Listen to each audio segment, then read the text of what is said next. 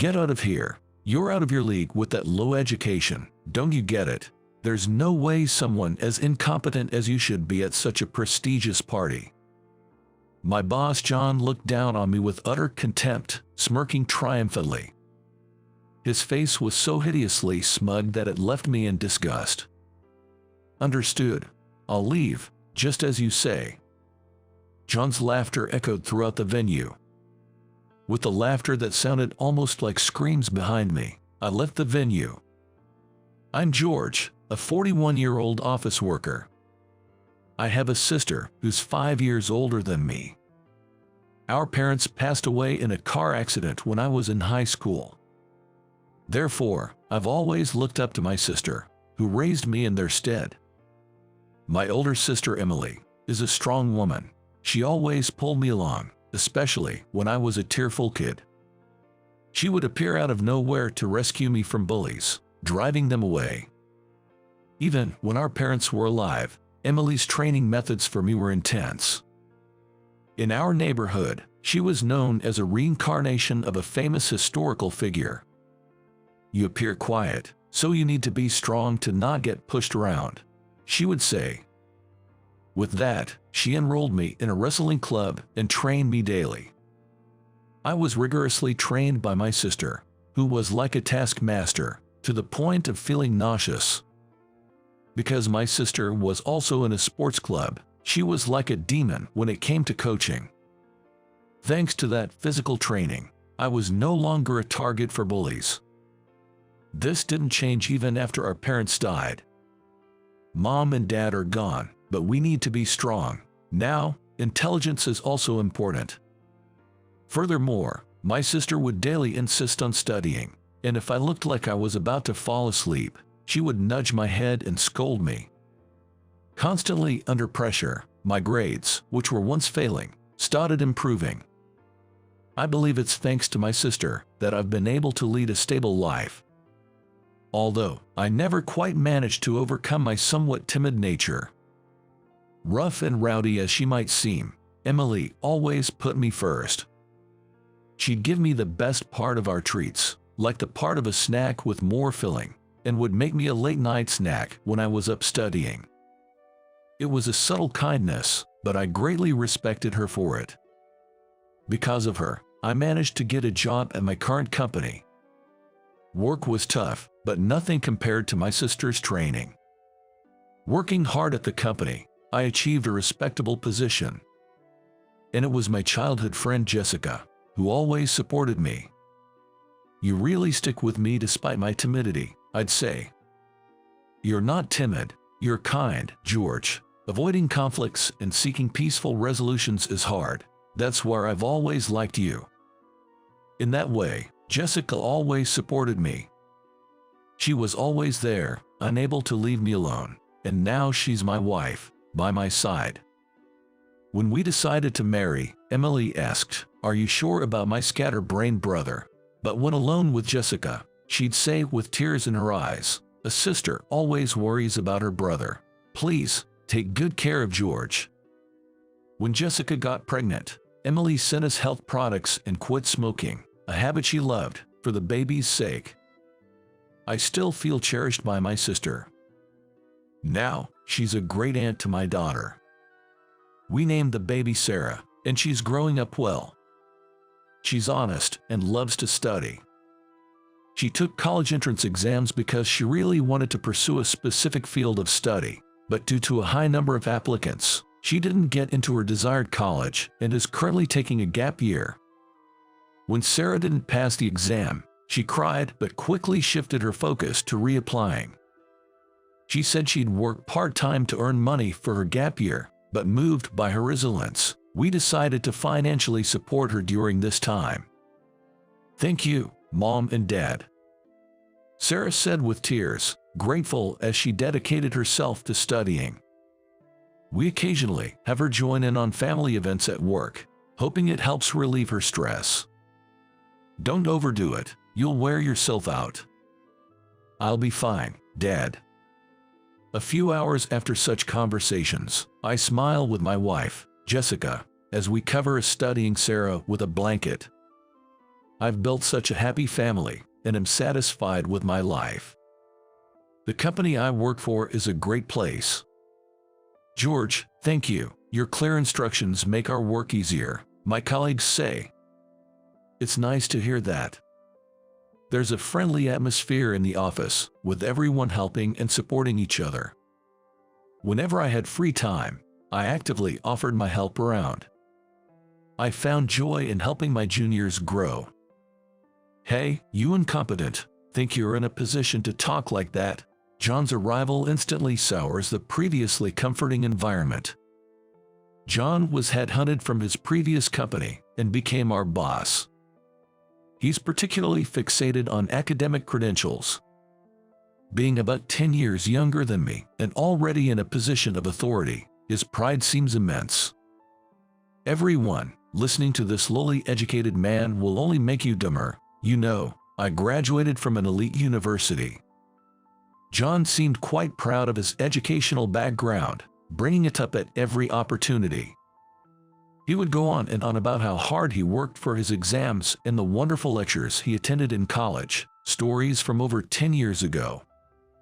He even asks each junior about their educational background. Hey, where did you go to college? He would interrogate the juniors about their educational background and alma maters, and if he found his to be superior, he would snicker condescendingly. If he considered theirs to be slightly prestigious, he would become irritated and even inquire about their high schools. What a waste, coming from such a good high school and ending up like this. Your parents must be so disappointed. He seems unable to rest without belittling something. I've always felt that actual work performance is more important than educational background. If he has time to brag about his education and mock others, he should focus on improving his work performance. After boasting, he'd just play on his phone, which was exasperating. However, since I'm his main target, I knew he wouldn't consider my opinions. Hey, which university did you attend?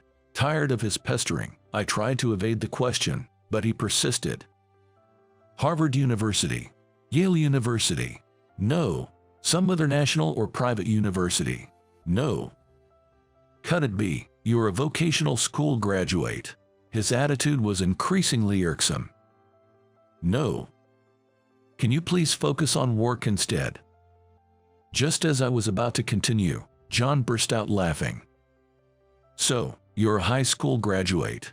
No wonder you can say it out loud. High school graduates aren't really decent people, are they? John burst into a fit of laughter, calling it a masterpiece. After labeling me a high school graduate, he ridiculed me fully. Even with his previously haughty attitude, he used to call me by my name. Hey, incompetent. After that conversation, he started referring to me as incompetent. Well, that was still bearable. Since the persistent annoyance towards the juniors was now focused on me, I thought it was better for me to take it quietly to protect them. But then it started affecting the work. Hey, incompetent. Take care of this task. Isn't this your assignment, John? And isn't the deadline tomorrow? An almost untouched project with a looming deadline was passed on to me. Despite always being on his computer, I wondered what he had actually been doing. You're incompetent, so having this much work should light a fire under you, right? Wait, this means overtime. Of course, it's overtime. Consider this a drill, a growth opportunity. Be grateful to a senior who's giving you a chance. With that, John left early for a night out, leaving the task to me. It was a crucial project from a client whose trust was vital. If not completed by the deadline, it would harm our company's reputation. But the workload was too much for one person. There's no need for such harsh words. Don't worry, George, we'll help you. Don't worry, I live alone. It's fine if I stay up all night. At that time, my juniors, having overheard the conversation, offered their help. I was truly grateful. I informed my wife, Jessica, that I'd be pulling an all-nighter, and somehow we managed to finish the project. I felt sorry for my juniors, all of them sporting dark circles under their eyes. That's when John showed up, not to appreciate our efforts, but to yell at us. "Hey, what are you doing with those foolish faces? You finished the work, right?" I was too tired to be angry, and all the credit for our hard work was taken by John. Naturally, the atmosphere in the department turned tense and uncomfortable. Feeling helpless, I let out a sigh. No matter how hard I worked, only John received praise from the clients. It seemed my exhaustion was also reaching my wife. "Are you okay? You've been looking pale lately." "Do I look that way?" "Yes, you didn't come home last night, and Sarah was feeling lonely."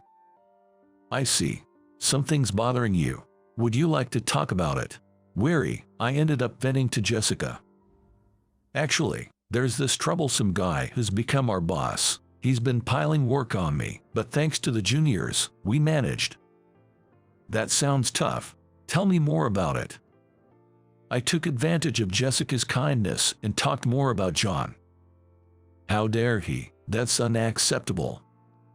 Jessica was angry on my behalf. I found solace in her. From time to time, I would vent to her about the days of being bullied by John. But considering my juniors, I knew I had to do something soon. The day my patience ran out finally came. John nudged me with his elbow and started talking to me. "Hey, incompetent. You have a daughter, right? A daughter? Don't play dumb. It's about your daughter who's taking a gap year." How does he know about my daughter? I remembered that he probably saw her at the company-wide barbecue we had. Despite a bad feeling, I asked John, "What about my daughter? That girl, failing to get into college, is just as incompetent as you." "So, what about it?" "Humph, well, she's not bad-looking. Consider yourself lucky. I'll take her as my wife. She can do household chores and cleaning, right?" "What?" I was in shock as if struck by lightning. "Daughters of incompetence like you don't have many suitors. So, this weekend, host a dinner for me and introduce her. Who knows, with the right approach, she might become a good woman." In other words, John was targeting my daughter. There was no way I could allow that. Anger made my fists tremble.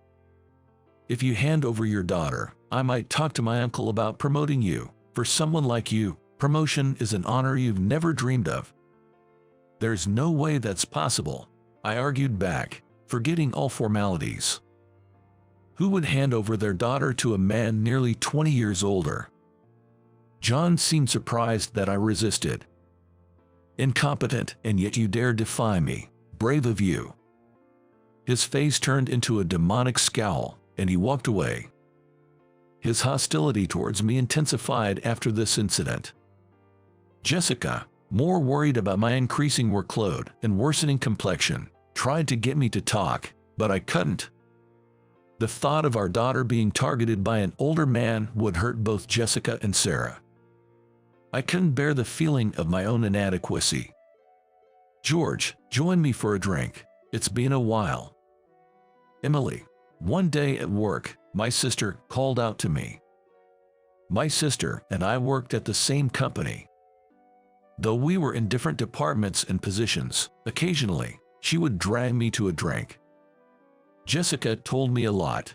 Don't make them worried. Emily saw right through me. Jessica, who admired my sister, often hung out with her.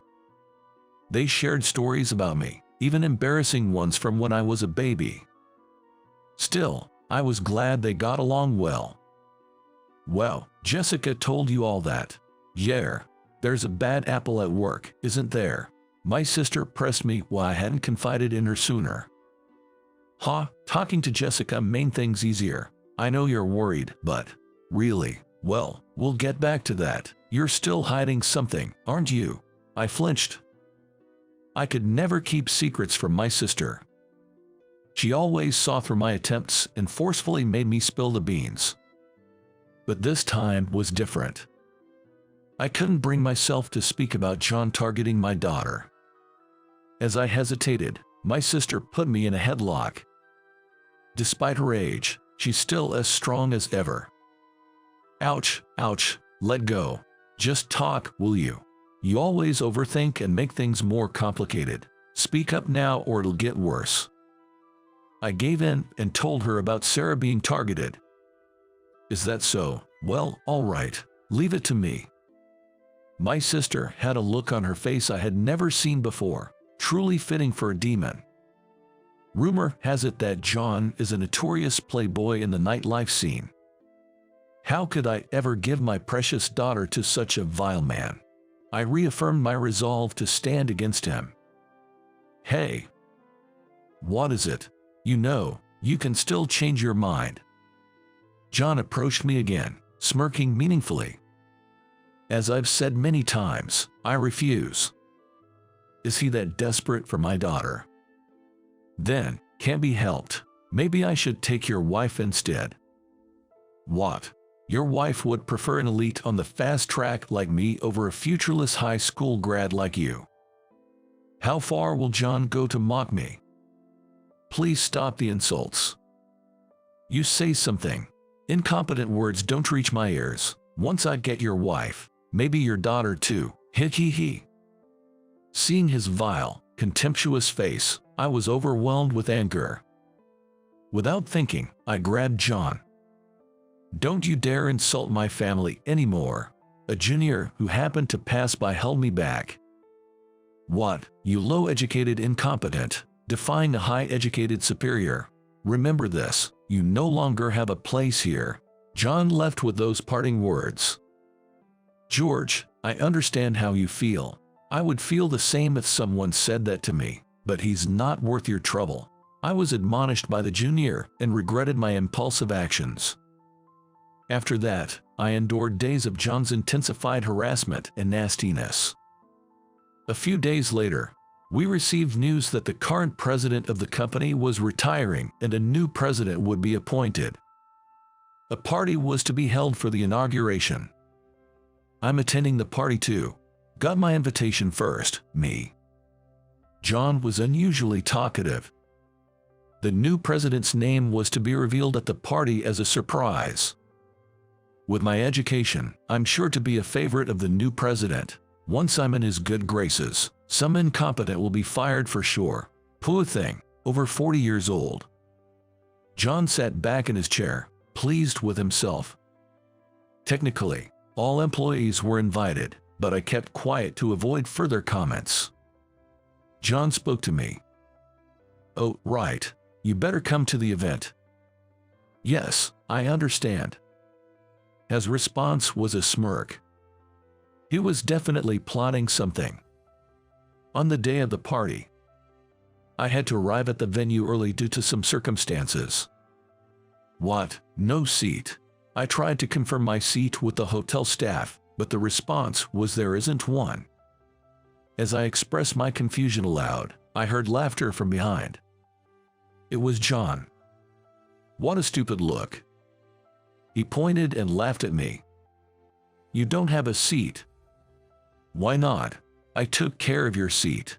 It's inappropriate for a low-educated person to be here. It's only a matter of time before you lose your real seat in the company.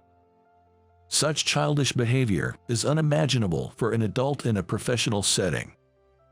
Was he really this thoughtless? I was shaken by John's childishness. No, I've been invited too. That's what I'm saying. There's no seat for an incompetent. Don't dirty the celebration of the new president. I frowned at John's vulgar language even in such a formal setting. Unless you're finally willing to introduce your daughter to me, I might consider it. I thought, really, but after seeing the person behind John, I decided to comply with his words. I refuse about my daughter. I'll be leaving then. What? John looked surprised at my straightforward retreat. However, his expression quickly turned triumphant. Staying any longer wouldn't change John's mind. Tired of it all, I relaxed with a coffee in my room. But it was just a little longer to endure. Right, about now, clueless John will be getting his comeuppance. As I leisurely sipped my coffee, I received a call from John on my phone. I smiled and answered the call. John's panicked voice came through. "Hey, what's this about? Come back here. What are you doing?" His voice, filled with panic and the angry shouts leaking from the speaker, made me laugh. "You didn't expect me to be the new president announced today, did you?" Yes, the new president to be introduced at the party was me. The person who was watching me from behind John was my sister. John must not have noticed her at the time. Unfortunately for you, I am the new president who was to be announced at today's party. Actually, the company was founded jointly by my sister and her husband. My sister, having studied business management with a college friend who is now her husband, teamed up to start the business. The company grew rapidly under my assertive sister and my brother-in-law, who was a genius at administrative work. After the company was on track, my sister supported him from behind the scenes. He was always kind to me, and I aspired to be like him. My sister always laughs it off when talking to me, but I can tell by looking into her eyes. She is truly in love with her husband. Admiring my sibling couple, I wanted to help and join the company. No special treatment because we're family. My sister didn't favor me, so I had to join purely on my own merits. I didn't want to be promoted easily because I was family, so I asked not to be put in a position. That's why only a few trusted people in the company knew I was the president couple's brother. Then one day, my brother-in-law was diagnosed with a serious illness. His surgery was necessary, but unfortunately, his physical strength was waning in his 50s. Unable to fully function as president, he decided it was unfair to the employees to continue. So, he stepped back to become chairman, and a replacement was needed. I was the one chosen for the position of the new president. "You're taking over for my husband." I remember spitting out my drink when my sister suddenly told me this during a drinking session. "Wait, hold on, there must be someone more capable in the company. With my husband's condition and my upcoming business, I need someone I can trust to kick into gear." Though she put it roughly, I knew she recognized my abilities. I chuckled at her transparent attempt to hide her feelings and scratched my head. I'm no match for my sister, am I? With Sarah involved, I had to put in a nail before anything bad happened. That's why my appointment as the new president was decided. My brother-in-law felt the same as my sister, humbly suggesting that if they were to entrust the company they started together to someone, it had to be me. Ever since we first met, I felt you had a similar aura to me. You may hold a lower position, but you have real talent. Please, take this on. Unable to refuse under such circumstances, I resolved to become the new president.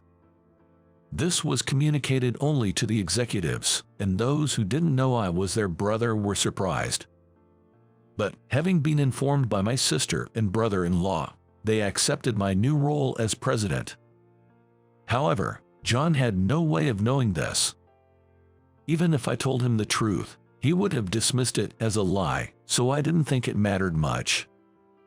This party was meant to officially announce me, a family member of the former president, as the new president, and to celebrate the full recovery of my brother-in-law. But since the new president was turned away, the plan was disrupted, and instead, it became a place to denounce John. Especially as my brother-in-law, who was just recovering from illness, was not fully aware of the situation and became even angrier.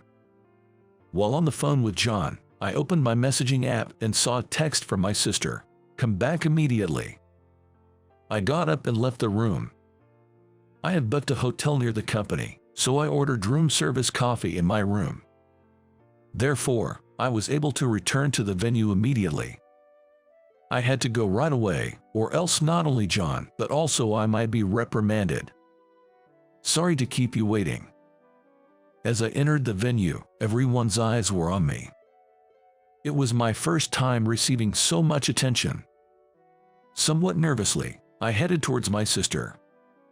Phew, you're here. So, what about this fool? There were my sister, smiling frighteningly, and my brother-in-law, with an angry expression. John was trembling like a frightened deer. Wait, this is a joke, right? Someone incompetent like George can't be the new president. What are you saying? He's our brother. But he is. How dare you refer to the new president like that? My brother-in-law's angry shouts echoed through the venue. Despite having been ill just a while ago, his anger was impressive. That's when John finally apologized to me. I'm sorry. His apology might have been due to his confusion, but it didn't seem sincere. Above all, his eyes remained glaring at me. No need for apologies. I have no intention of forgiving you. Without looking at John, who was offering an apology, I responded and then smiled at my sister and her husband. Sorry, guys. Don't worry about it. As the new president, you need to establish authority. So, President, what will you do with John? It seemed my sister and brother-in-law were giving me a chance to say something to John before they made their decision. I nodded with a smile and turned to John. John, I have a lot to say to you. Of course, I was angry about being called an incompetent with low education. I paused for a moment before continuing. But what angers me most is your attempt to involve my daughter. At this, the room buzzed, and everyone looked at John with disdain. Many attendees had daughters of their own age, so they likely understood my feelings. John's face turned pale as he looked around frantically. No, it's not like that. I mean, so, what do you mean? I heard you said you'd train her into a good woman. No, it's impossible for a man in his late 30s like you to get my lovely niece. John stammered as my sister confronted him. Oh, and George isn't a high school graduate. What? That's right. We should clear that up too. Yes, contrary to what John had been insulting me with, I'm not a high school graduate. I did go to high school here, but for college, I went abroad. Abroad? But you said you weren't a college graduate. That was just your misunderstanding. You were harping on about some universities, but I didn't think telling you the truth would make any difference. You could have easily found out about my brother's background with a little research. How careless. John's eyes widened at my words. My sisters thought it was important for me to study business abroad, so they sent me to an overseas university right after high school. Well, I don't boast about my education like someone I know. That's impossible, you being uneducated. Really, you just don't get it. Didn't you want to know I wasn't uneducated? At my question, John bit his lip. Then, my brother-in-law stepped forward. We will consider this matter thoroughly. Don't expect to work as you have been until now. At his words, John's shoulders slumped. Then, George, as the new president, could you give a speech? Of course. I gave my speech as the new president in front of everyone and left. Opening the door at home, my beloved wife and daughter were waiting. Welcome back. Congratulations on becoming president. Dad, I'm glad you worked so hard. Thank you. I had a lot of delicious food at the party, but nothing beats my wife's home cooking and the beer poured by my daughter. Feeling happy, I remembered the past. I started having special feelings for Jessica during high school. I was struggling with the prospect of exams. I aspired to study economics and management, admiring my sister and brother-in-law. You should do what you love. My sister always told me, but I was determined in my decision. However, feeling burdened when my brother-in-law and sister offered to pay for my education abroad, I felt like I was relying too much on them. That's why I thought I should work and save money before going abroad, so I discussed it with Jessica. I'm always too dependent, aren't I? Not at all, you're amazing. But always relying on my sister and brother-in-law. Then Jessica took my hands and looked straight into my eyes. That's not true. Going abroad will give you the chance to acquire skills different from your sister and brother-in-law. Don't be modest. I wish I could protect my sister someday.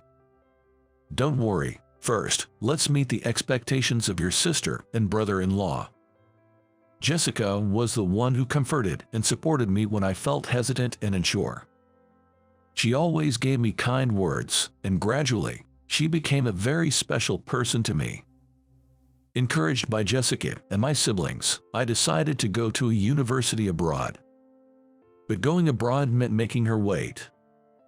When I told her to find her own happiness, she slapped me. Idiot. Do I look like that kind of woman to you? I'll wait for you until you come back, and don't you dare cheat. She stayed in touch, supporting me during I was in abroad. The university abroad was totally different from the universities here. I pulled many all-nighters and struggled to gain skills abroad before returning home. Welcome back.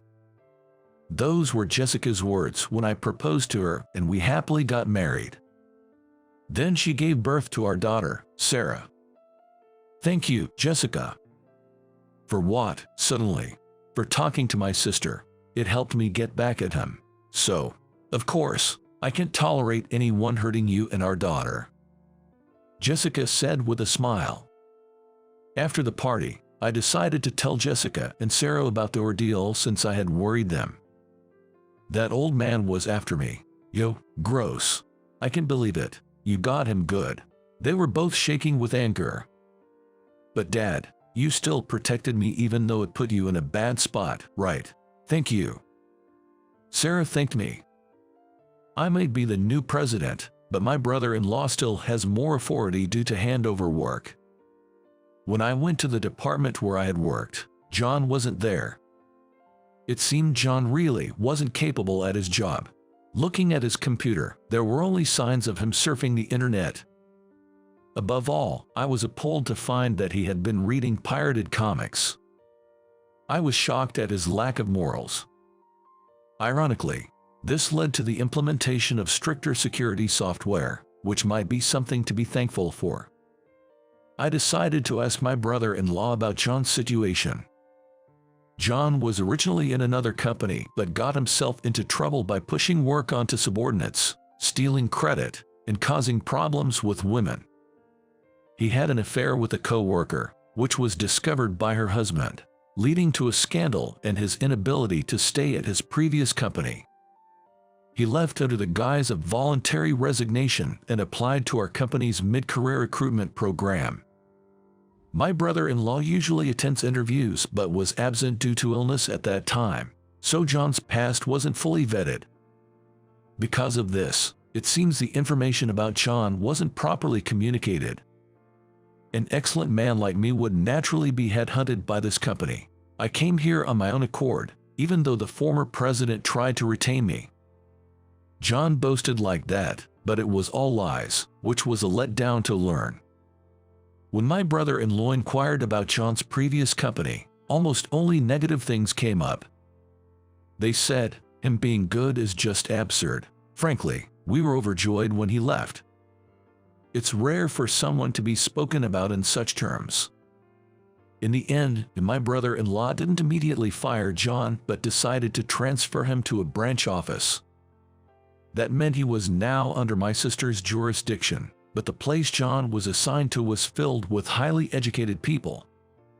John, with his so-called high education, couldn't get by there and, having always pushed his work onto others, lacked experience, and was constantly getting criticized. Hey, John is not coming anymore. Hooray! Seeing the juniors cheering made me realize how much trouble I had caused them. However, it was only a matter of time before John would resign. I am highly educated. Even with his boasting, his new assignment was meaningless. So what? In that sense, I graduated from a top university. I studied in abroad. I don't boast about it, but can you please get to work? I'm your supervisor who you look down on as just a high school graduate. But in this company, if you work hard and gain experience, you are valued. Education doesn't matter here. Days of getting such responses and the news about him targeting my daughter leaking out made it unbearable for him. If colleagues and superiors didn't work out, he started hitting on women with lower education than him. "Hey, if you date me, I'll help you with your work. Just be nice to me." The day he made such an advance, he was immediately called out by everyone. "What? That's not okay in this day and age. I'll sue you. Also, it's creepy for an older man like you to ask me out." John faced angry reactions every time he tried to approach the female employees. Eventually cornered, John started missing work without notice, and finally, a resignation letter was mailed to the branch office. He couldn't endure it anymore. His previous ways didn't work, and being ignored and logically defeated was too much for him. Putting someone who only boasts about their education in a place full of highly educated people is the best. They self-destruct on their own. My sister's strategy was impressive. That's how John was successfully ousted from the company. A few months later, during a family dinner, we were walking home when I saw a man with greasy, unkempt hair and shabby clothes. His eyes were bloodshot, and I almost looked away, but then I noticed he was muttering something. "It's all your fault. Because of you all." Wondering what he meant, my sister suddenly exclaimed, "Ah, John." Yes, it was John. I didn't recognize him at first because his appearance had completely changed, but it was John. He must have had a tough time since leaving the job. He had aged so much that he looked more like an old man than me. Feeling an ominous premonition from his clearly unwell state, he suddenly shouted, "It's all because of you. You ruined my life." Then he lunged at my sister, who was leading the way. Instinctively, I stepped forward, grabbed John's arm, and threw him over my shoulder with a classic wrestling move. It was a moment where the skills my sister had drilled into me came in handy. As I looked down, John was writhing in pain and unconscious. I was glad to have protected my family, but using my skills on a civilian could hurt them a lot, so I was sweating internally. The police were called later, but my sister and witnesses explained the situation, and it was deemed self-defense against a grudge. "You did well. Thank you." I felt relieved and confident that I could protect my sister and her family. Jessica was worried about me, but Sarah was excited, cheering, "Good job, Dad." Upon checking with the police later, it turned out that John had caused other problems as well, leading to him receiving a prison sentence. To prevent anything like that from happening again, I moved to a more secure house. With hard work and sweat, Sarah got accepted into a university. Indeed, it was a tough path due to the university being at the forefront, but I'm truly glad that my daughter's efforts were rewarded. While embracing my weeping daughter, we all rejoiced. Then, Sarah was set to leave home for university. We will miss Sarah. Yes, but it's a joyous beginning for her. Let's wholeheartedly celebrate. That's true. Though it felt lonely to have one less light in the house, we sent off Sarah, who was waving from the train with a radiant smile. Now, I must firmly take on my role as the new president. I am grateful to my strict sister, my kind brother-in-law, Jessica, who supports me wholeheartedly, and my daughter Sarah, more precious than life itself. I am reminded to be thankful for all the people who have supported me and made me who I am today.